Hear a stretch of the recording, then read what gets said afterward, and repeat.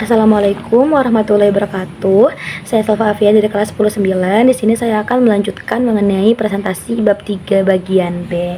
Pada sebelumnya saya sudah mempresentasikan bab 3 bagian A dan dapat saya singgung kembali sedikit saya singgung kembali bahwa pada bab 3 bagian A ini membahas mengenai berfoya-foya, sikap berfoya-foya, lalu ria dan juga sum'ah. Dapat saya singgung kembali bahwa berfoya-foya adalah sikap seseorang atau perbuatan seseorang yang bersenang-senang secara berlebihan dan juga bersifat lalai, mubazir dan juga boros.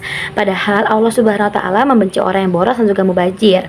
Dan jika seseorang mempunyai harta ataupun rezeki lebih baik dikasihkan ataupun diberikan kepada orang yang membutuhkan dibanding memprioritaskan ataupun untuk bersenang-senang atau kesenangan diri sendiri. Lalu Allah Subhanahu wa taala juga telah bersabda ataupun telah menyinggung dan juga menyebutkan bahwa Allah tidak menyukai orang yang boros. Dan harta yang dititipkan merupakan cobaan bagi manusia. Jika manusia mengelola atau memanfaatkannya dengan baik, maka harta itu akan bermanfaat baginya. Namun sebaliknya, jika orang tersebut adalah mengelola hartanya dengan salah, maka harta tersebut tidak bermanfaat baginya, malah akan menjerumuskannya. Dan dampak negatif dari sikap ataupun sifat perbuatan dari berfoya-foya adalah yang pertama, terlalu sibuk mengurusi urusan duniawi, lalu dapat frustasi jika harta itu habis dan masih banyak yang lainnya. Lalu untuk itu oleh karena itu kita harus menjauhi atau menjauhkan diri dari sikap berfoya-foya ini. Yang kedua adalah ria, dan ria itu adalah perbuatan ataupun amalan yang ingin dilihat atau diperlihatkan oleh orang lain. Dan ria ini datangnya dari hati. Lalu yang terakhir ada sum'ah, bahwa sum'ah ini adalah amalan atau perbuatan yang selalu ingin dikatakan kepada orang lain, bahwa orang lain tuh harus tahu perbuatan apa atau amalan apa yang telah dilakukan oleh seseorang.